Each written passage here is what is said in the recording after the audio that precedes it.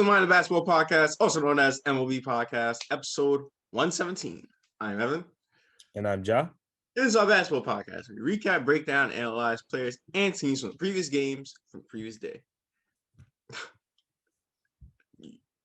Yeah, I'm good. Go on. How are you this Tuesday, Ja? Cool. Cool. That's good to hear. Any anything going on in your life? Any news? Man, I wished. No pay. I get paid soon, but I ain't get paid yet. Money not coming in that. Money not hitting yet then. Look, the money will always, as long as I'm working, the money will be coming in fast. All right. Yeah, you're right about that. I'm doing good as well, despite some of yesterday's results. But I hope everyone's having a good day. I hope everyone will have a good day. A lot of basketball, a lot of great basketball action from last night. A lot of interesting games, a lot of heartbreaking games from a certain fans' standpoint. But so I guess let's talk about it. Go into it first, starting off with the first primetime game of the day. The Phoenix Suns going into the Garden, going up against the red-hot 9-game winning streak New York Knicks. And man, did it look like the Knicks really had that 9-game winning streak in the early get-go, because they came out running and gunning, offense, defense, transition, basketball. My goodness, they come out with a lot of energy in the get-go. Yeah. And that led to the Suns kind of playing back for majority of that first half. Mm-hmm. They got it going later in that second quarter.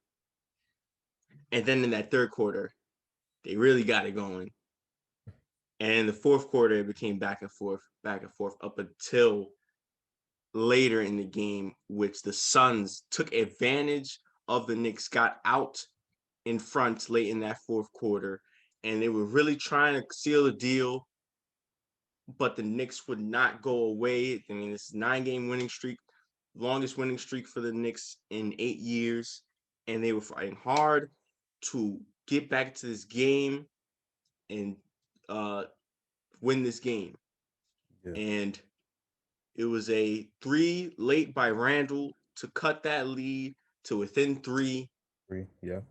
And then Chris Paul just hits a ridiculous, tough shot on Julius Randle, who is guarding him greatly.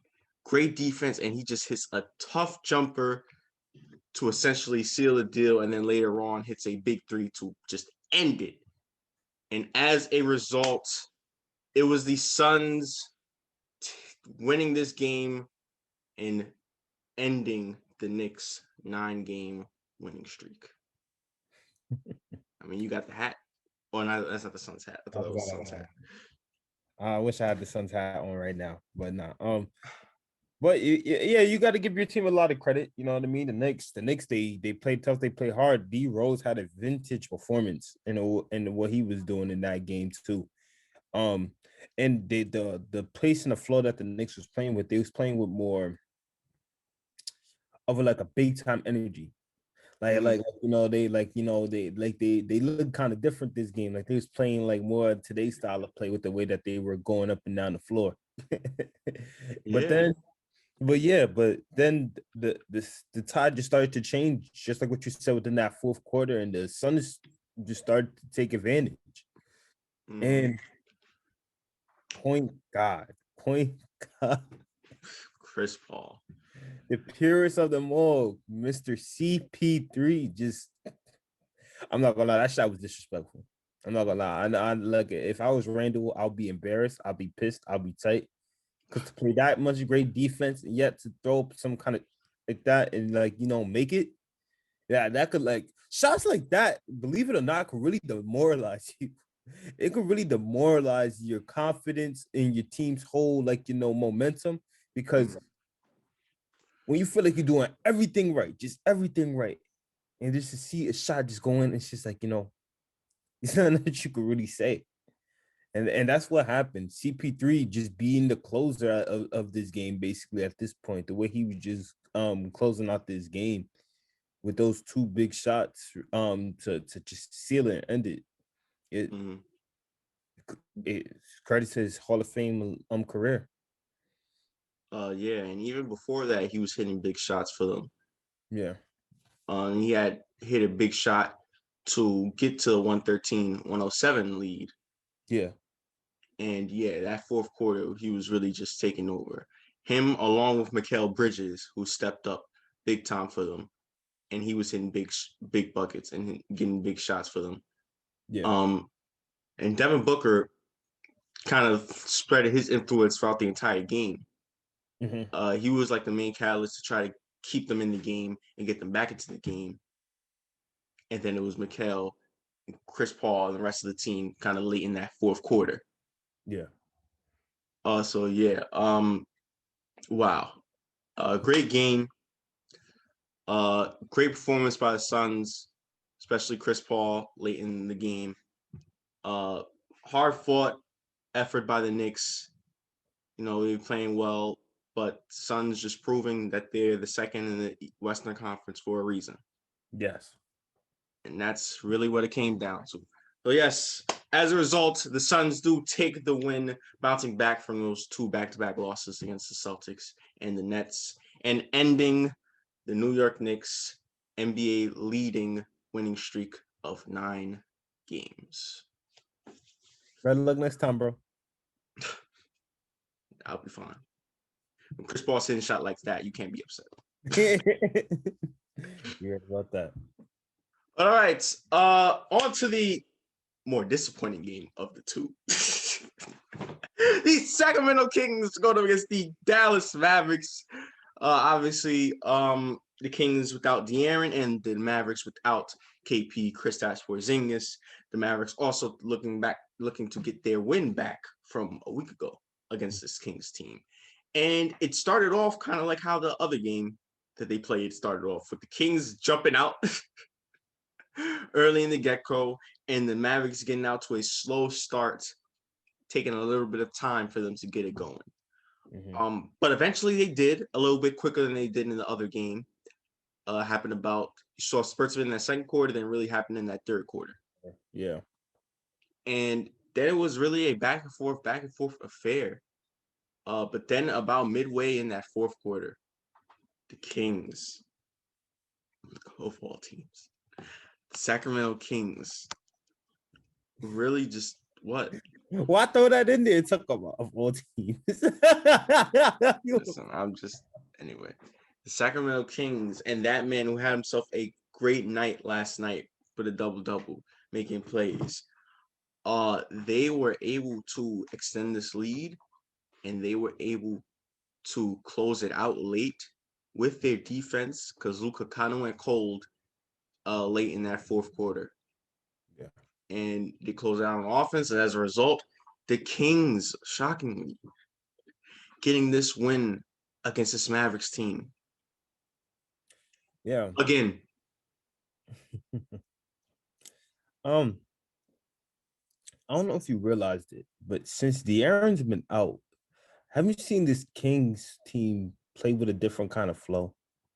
Like in terms of ball movement? Yeah, in terms of ball movement and stuff and everything like that. And certain people, because I feel like since De'Aaron Fox has been out, and I'm not saying he's the reason to anything, but Buddy Hield has been playing some of his best games without Fox in the lineup, or he has been having some kind of a better impact on the team.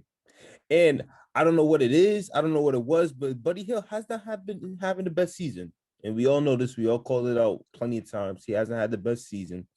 But as of recently, he's been just playing so well. He's been playing more for flow. He's been basically taking a load that De'Aaron has had as Sacramento's leading man, and he has basically took the burden of being that second star. And along with the fact, of course, they got a rookie in Halliburton who's really good, who could help you out. And he has basically gotten better. That's what I like to see. But yeah, Sacramento did great. They did great. they had better energy, better heart, especially offensively against the Mavericks team. And the Mavericks, they just basically, I like to say this was a game for them to lose. This was a game for them to lose because of the fact that they did not come out the right way. And yet it's almost like those instances in which they start to build up their momentum um within the flow of the game, or like within the middle of the game when the other team already has a bigger advantage at that point.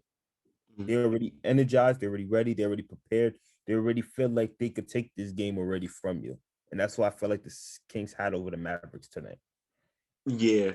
You mentioned Buddy Hield, and I mentioned Tyrese Halliburton. Also, got to give some credit to Harrison Barnes and Rashawn Holmes. They also played great as well.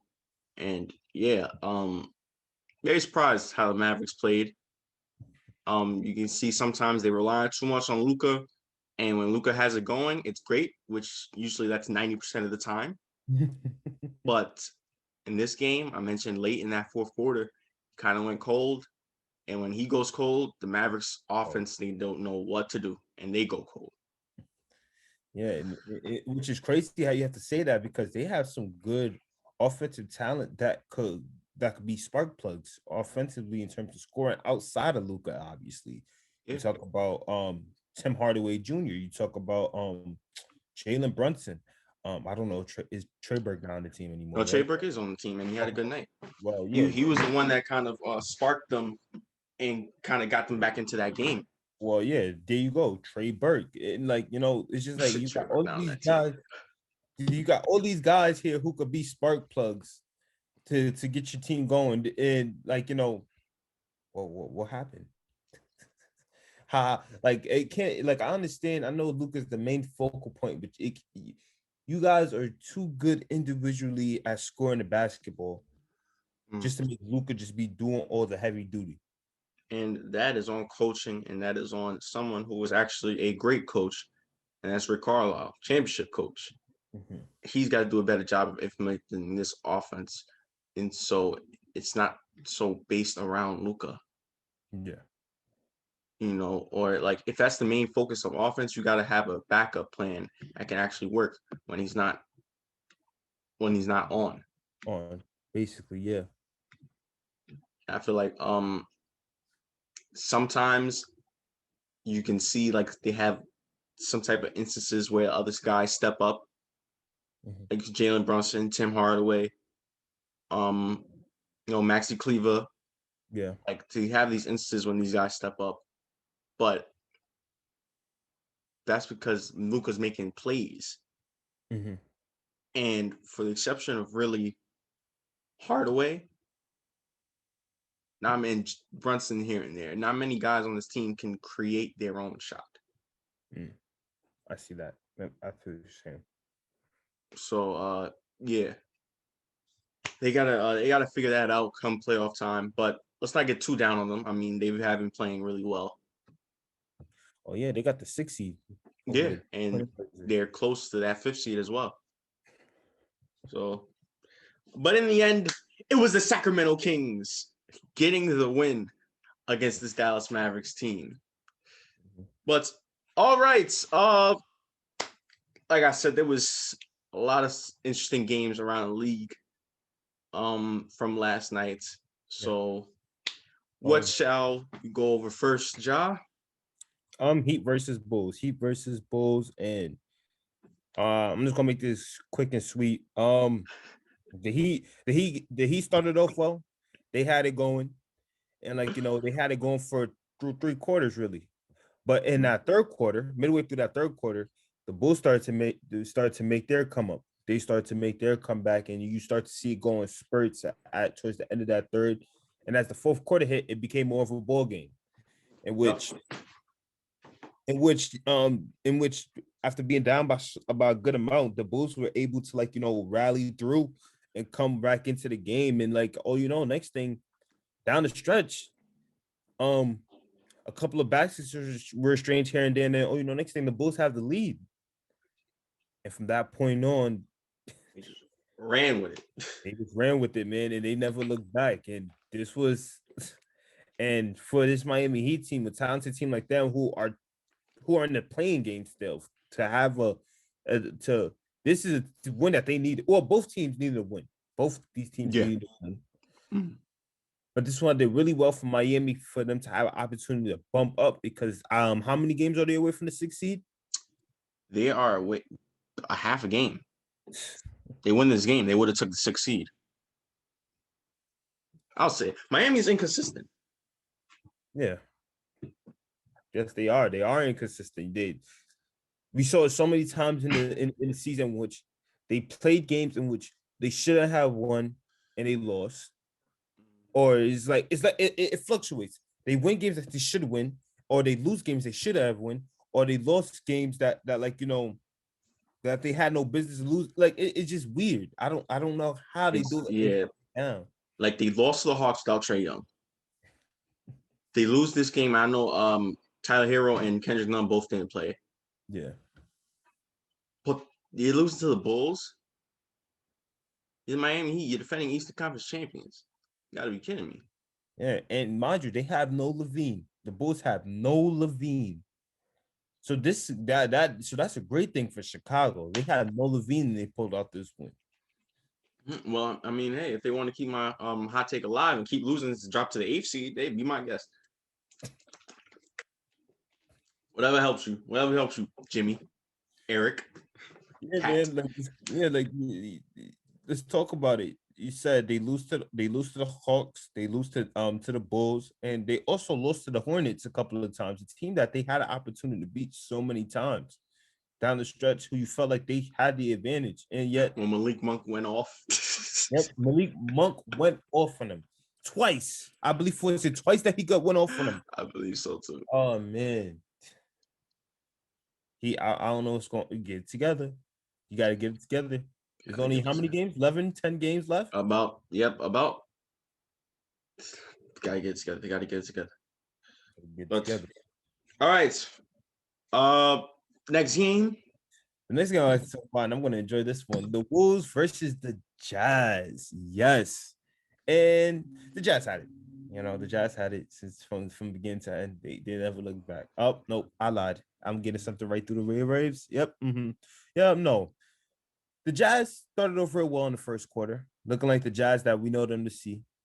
Yep. Yet, as we have saw time and time again, and this is a common occurrence when it comes to this T-Wolves team, they're young, they're talented, they're skilled enough, and when they are healthy, they know how to play well, functionally well as a team offensively, and they know how to go on runs, and more importantly, they know how to fight.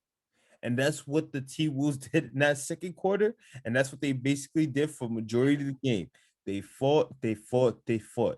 And man, I swear, I think in that, I could be wrong. I think in that third quarter, the way that they were playing offensively, man, just flowing right through transition after transition, getting to the paint, shooting, hitting threes, like the passing, everything. And Cat, D'Lo, oh my God, it was just special and amazing to watch. But then the fourth quarter hit, and you can never keep this Hawks, this Jazz team down, and then they start to make their run, and they basically made it into a game in which that they had an opportunity to take. Mike Conley gets what I thought would have been the potential game winner. Yep, the 3-pointer to go. Yep, the 3-pointer to go. To make it 104-103 with 6 seconds left. Yeah, with 6 seconds left. And then something interesting happens. The Timberwolves are inbound the ball. And this is really shocking of this Jazz defense. I guess they was trying to put all their key focus on getting not making sure Cat does not get the ball. Yeah. And Rudy Gobert, Mr. Defensive Player of the Year, makes the common mistake of leaving D'Angelo Russell wide open in the paint by himself, nobody covered, to run off to go help double Cat. And as a result, yes, ice water in his veins, cool him off.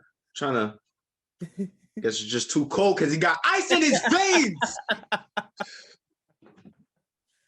D'Lo gets the layup after the breakdown of the Jazz defense. And as a result, And then, former Jazz man, who's Like, now once again in like, T-Rule, uh-huh. Ricky Rubio, Yeah. they get great steal to basically end the game and get this win against the Utah Jazz. I believe 106 to 105. 105, 104. 105 to 104. So my Conley, because he was the one that turned the ball over Yeah. to Ricky Rubio. But yeah, wow, what a win by this Timberwolves team. Back-to-back wins against this Utah Jazz team. And even though the Jazz aren't playing with Donovan Mitchell, you gotta look at it like the Jazz are literally the best team in the league. Yes. And the Timberwolves are the second worst team in the league. You shouldn't need Donovan Mitchell to beat the Timberwolves. And now credit to the Timberwolves because they are proving that they have better talent than what their record shows. Yes. Yes, because they weren't healthy. They were not healthy at all in the beginning of the season, and come down to it. And you can see, people don't want to talk about it, but let's talk about it. D'Angelo Russell. He's been balling out ever since. Yeah, he's just been balling out since he's been back, and he's continued to prove why he's one of the star guards in the league. Believe it or not, he's constantly continuing to prove it night in and night out, and he's starting to show his true impact on the team, his execution of play, especially down the stretch. Ice water in his veins. He cannot be stopped when it comes to closing time. And he showed that once again, along with him and Cat. What a beautiful alley-oop from him and Cat too. I remember it was one of these plays. It was beautiful to see. It was like a half-court pass all the way to Cat, man. It was beautiful. Oh man, well yeah, great back-to-back win against this Jazz team by the Timberwolves. And Jazz, just to let everyone know, the Suns are only a game back. So best team in the league might not be best for so long. Well, people barely pick them on focus on them and watch them, you know what I mean? And for a team with a lot of doubters, I think they want that. They should want that number one seed. Oh, I guess LeBron said it best. Nobody really focuses on them, and Sabonis wants it more. Stop. I'm just saying. Sabonis. Yeah, I'm gonna go with Sabonis. You know what I mean? His team ain't going so well right now. Well, hey, they must be doing something for LeBron to pick him. So that's all I gotta say. And last game, right? Yes, but certainly not least.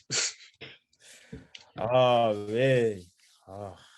Yep, the San Antonio Spurs going up against the Capitol, the other red hot team in the Washington Wizards.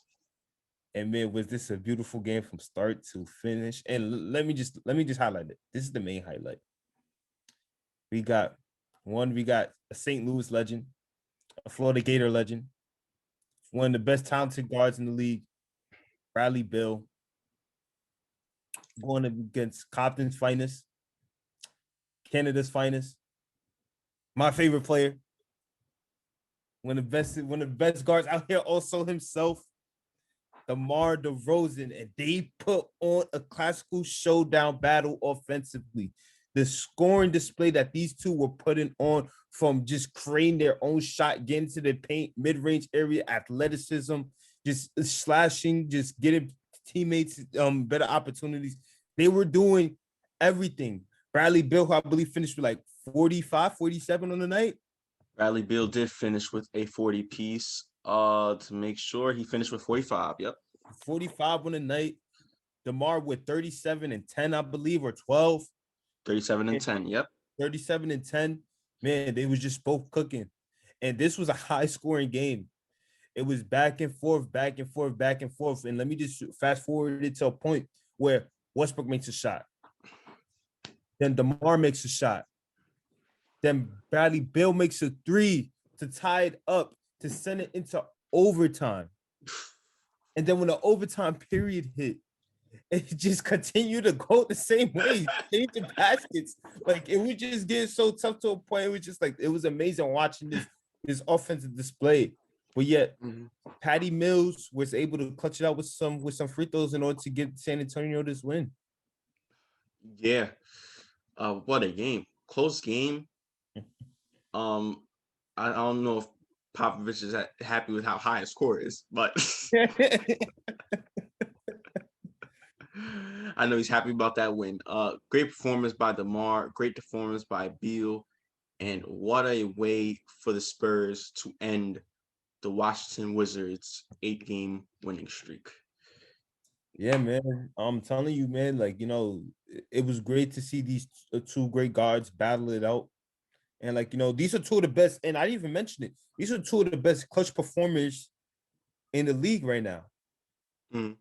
Two of the best clutch performers in the league, and they showed up during the clutch time. They showed up big, getting buckets after buckets down the stretch within those closing moments in order to try to get their team to gain an advantage. And that's what they were both doing. And then let's talk about the others. DeJounte Murray had a good game. Of Yes, course, he I did. said Patty Mills. Rudy Gay contributed well. Then you talk about the other Mm-hmm. side. Obviously, Westbrook. We can't leave out Westbrook, of course. That would be disrespectful. That's a sin. It like they like. Let's talk about it. The stars showed out. The stars showed out big time, and you saw it all on display in this game. And this is probably one of the. It's probably not the best, but it's probably one of the best entertaining games of the season. Yeah. Oh man. Yep. Washington, their streak ends. So now their streak ending and the Knicks streak ending. Uh, I mean, they both had long streaks of Yeah, 8 and 9, but what a way to end it for both of them in both games. yeah, in great way, in a great way. Can't be Yep. this. Yep. But all right. I think there wasn't any news. It was a slow news day. Yeah. Or, There's only one news. DeMarcus Cousins. yes, DeMarcus Cousins. Good news on DeMarcus Cousins. Anybody that supports him and loves him. I don't know if it's a lot because probably got a lot of haters. But DeMarcus Cousins, He does. He got a lot of haters. DeMarcus Cousins to my I guess happiness and to yours, Ja, as well. I know that for sure. Has been officially signed for the rest of the season with the Los Angeles Clippers. I know I love to see it. Yeah. He's been playing really well for them.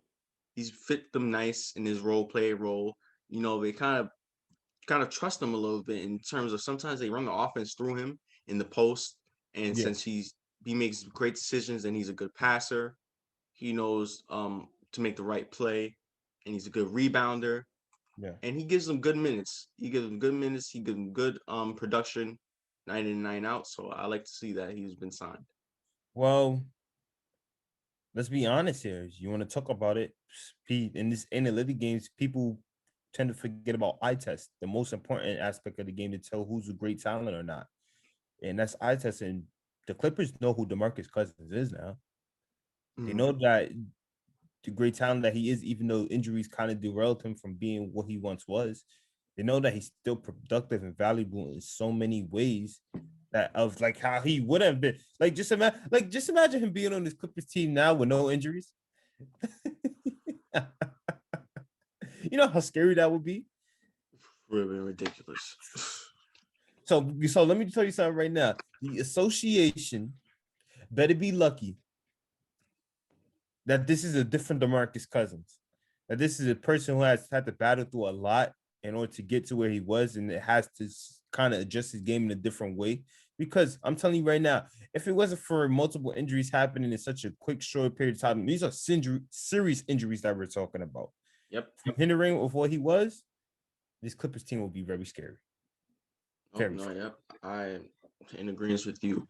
Now DeMarcus Scott, I do have to say though, DeMarcus, please shut up. What I'm you talking say? about in terms of the games and Oh, to the refs. Please, Marcus, please. Because I know, and yes, half the time I do agree with you. The refs are dumb. And the refs were not dumb, we'll say, but kind of, I know. let's say, we're They, indifferent yeah. with the refs. I shouldn't say dumb. But, and a lot of these weird technical foul calls, some of these ridiculous foul calls, whether they're called or not called. But Cousins, we want to see you on the court. We love your game. We want to see you play. So that's what I mean when I say shut up. Please, please don't start getting technical fouls again. Please. I think he learned his lesson from the past, bro. And again, they just officially signed him fully. I don't think he wants to give that up already. We'll see. We'll see. Yeah. But yeah, it's great to see DeMarcus Cousins back on the team, on and a championship contending team as well. Yeah. But all right, with that out the way, it is prediction time for tonight's set of games. Tuesday lineup in a short lineup of 6 games. So let's get into it. First, starting off the Thunder against the Celtics. Celtics. The first primetime game of the night, NBA TV, 7 o'clock. The Milwaukee Bucks going up against the Charlotte Hornets. Milwaukee. The Blazers going up against the Pacers. Struggling Blazers up against the Pacers. I'm going to take the Pacers with this one. I have a feeling that the Blazers bounce back from their 5-game losing streak, so I got the Blazers. Please. The Nets going up against the Raptors. The Nets. The Nets. The Timberwolves going against the Rockets. T-Wolves. T-Wolves. Before this was laughable, but now T-Wolves been playing better. Now it's just a little less laughable.